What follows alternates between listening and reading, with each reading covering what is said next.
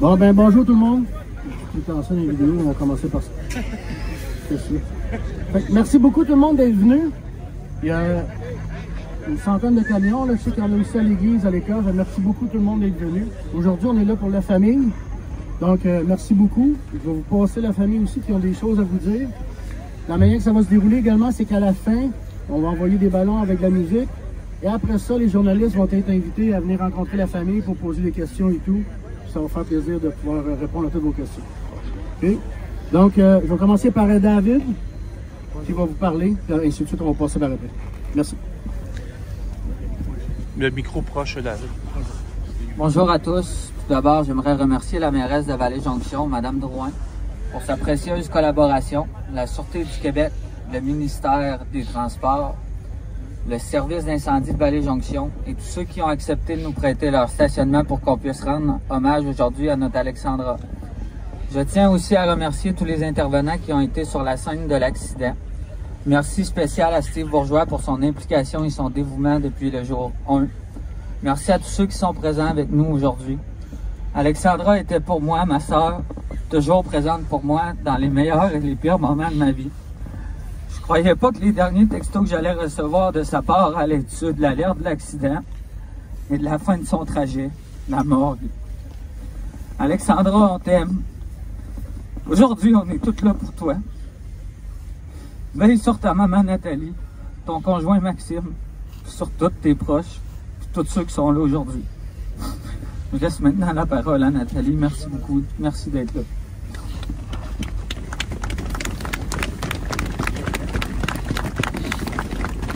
Je vais essayer, mais je vous garantis pas que je vais me rendre au bout.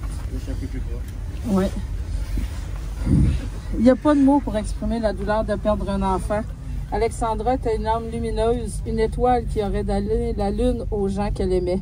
Elle avait toute la vie devant elle et cette vie, elle la construisait avec passion et dévouement.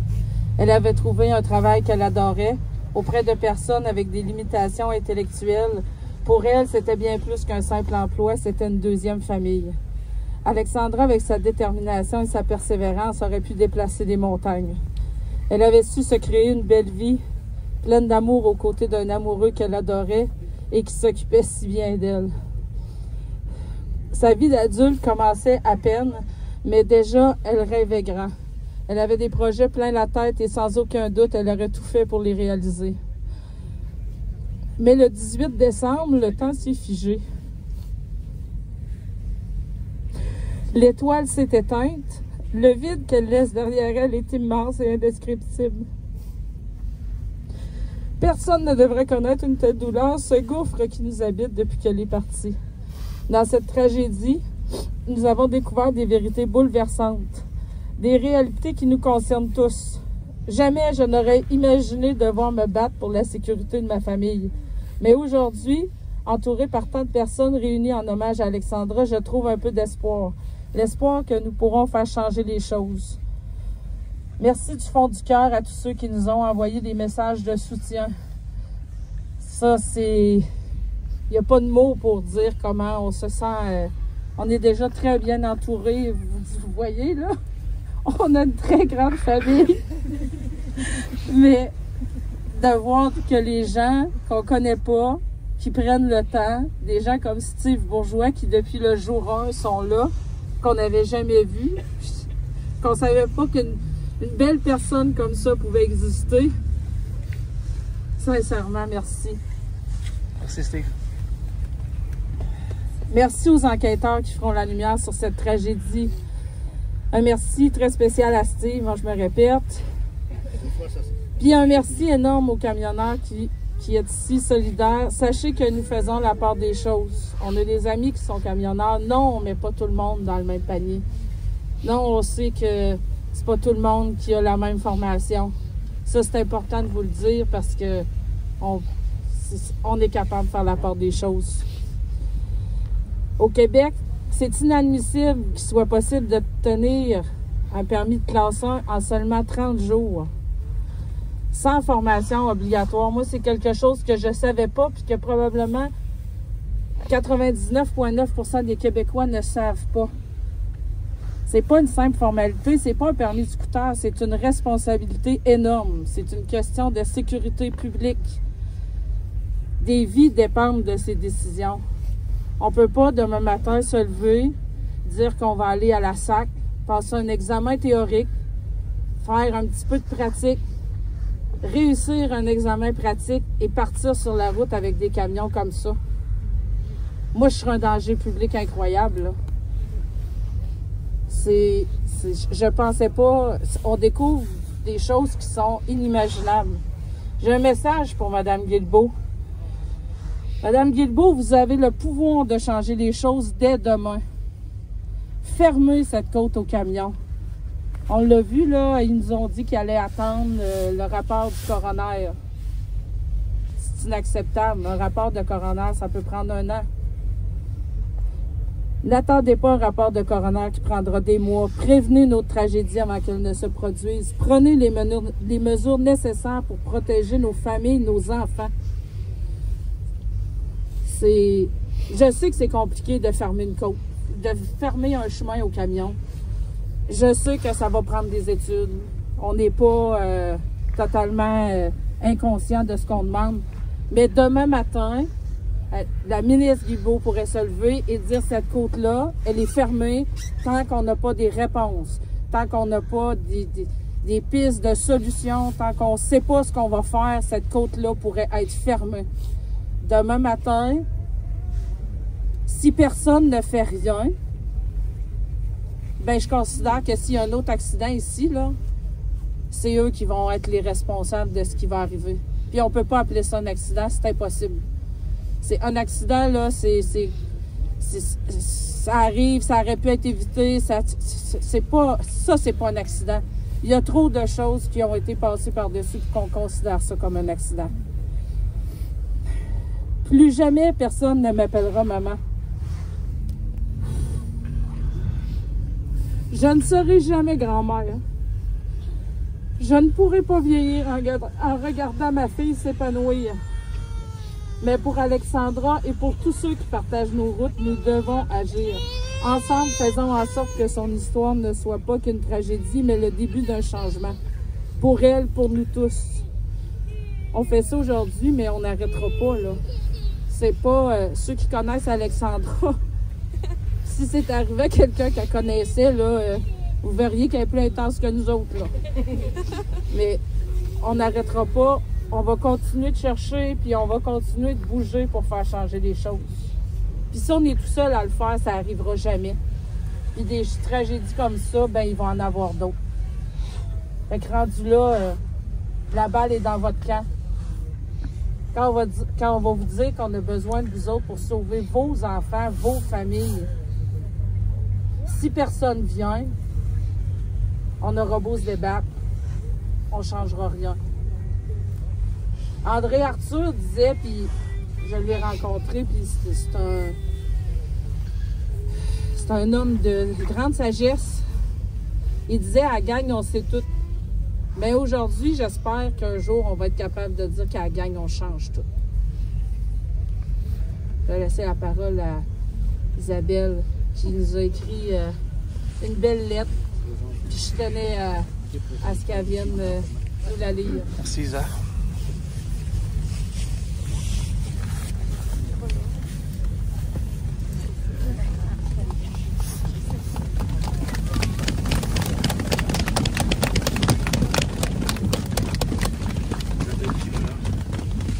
Isabelle Fournier, de Women's Trucking Federation, la Fédération des femmes en transport routier. Donnez-moi une petite seconde. C'est une déclaration officielle qu'on vous a envoyée. Elle a été signée par la Fédération. Je vais vous la lire. C'est avec une douleur indescriptible que nous adressons nos plus sincères condoléances à la famille et aux proches d'Alexandra, une jeune femme dont la vie a été brutalement arrachée la semaine dernière. Son décès tragique est un cri d'alarme pour nous tous dans l'industrie du camionnage et au-delà.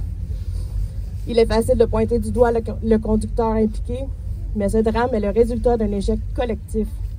Un système qui n'a pas su protéger une vie innocente.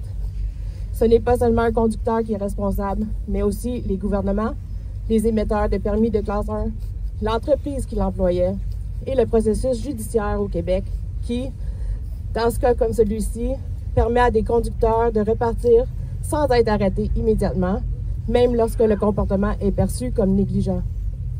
Ce système est censé protéger les citoyens, échoue lorsque les vies, comme celle d'Alexandra, sont tragiquement perdues.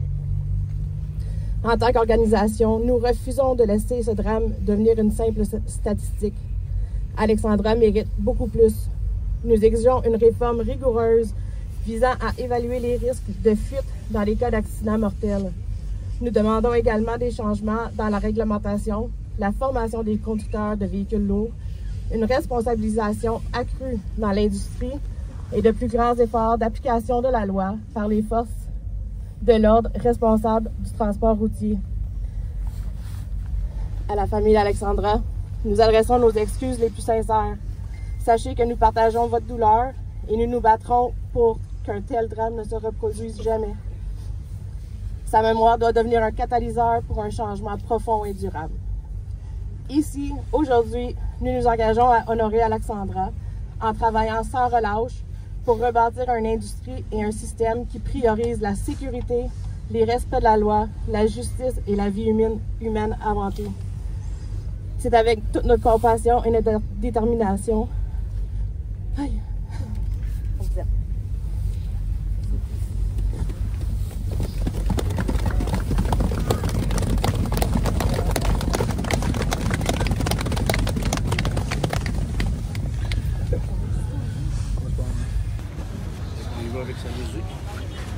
Là, ce que la famille a demandé, c'est qu'ils ont donné des ballons à tout le monde.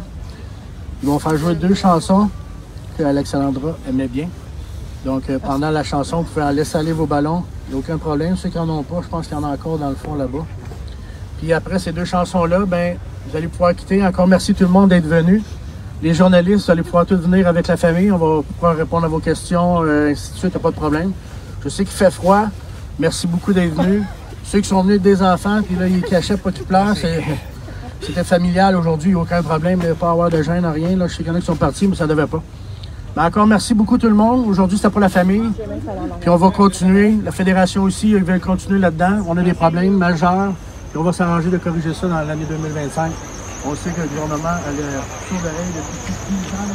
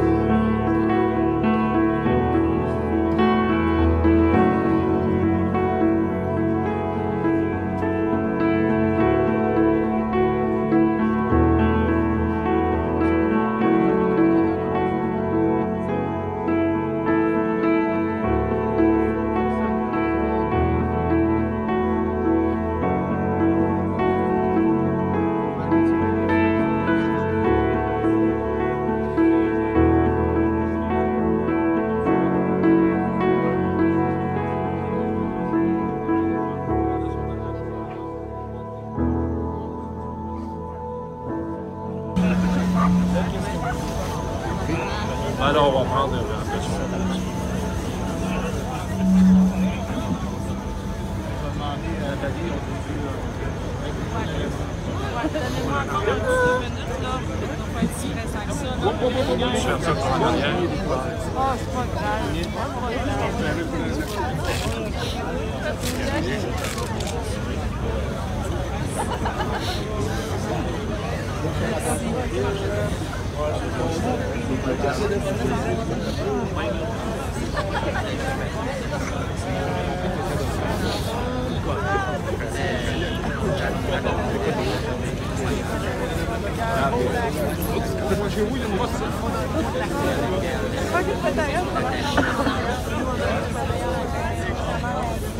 Oui, bref, on ressemble.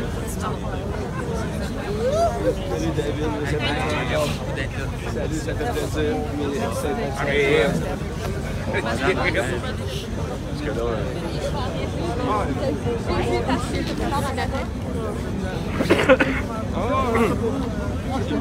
Pas le bon temps. Le meilleur est à venir.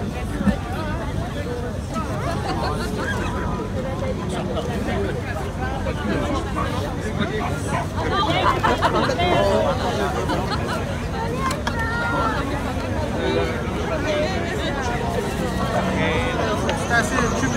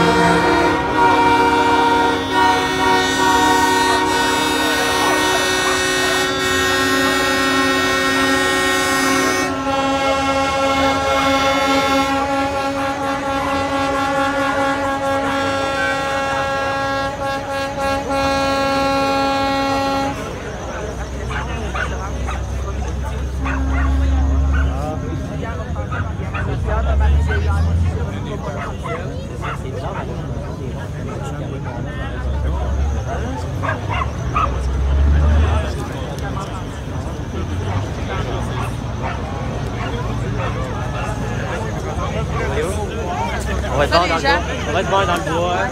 Ah, tu viens? C'est ça, Ah ouais, tu vas dans le bois, tu vas faire une partie. Fais-moi une petite chambre.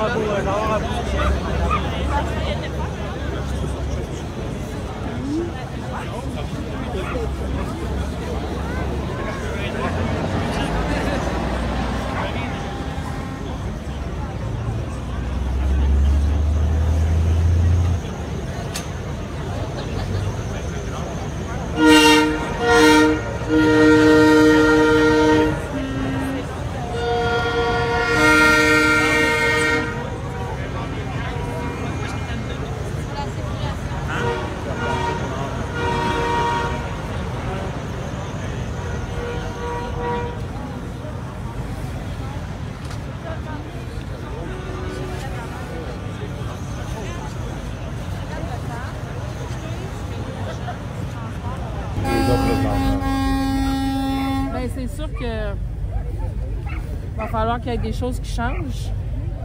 Il y a ce qu'on découvre en ouvrant le livre du monde du transport, c'est indescriptible.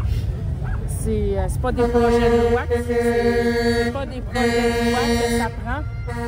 Je sais que le ministre Guilbeault a supposément déposé un projet de loi dont j'oublie le numéro, là.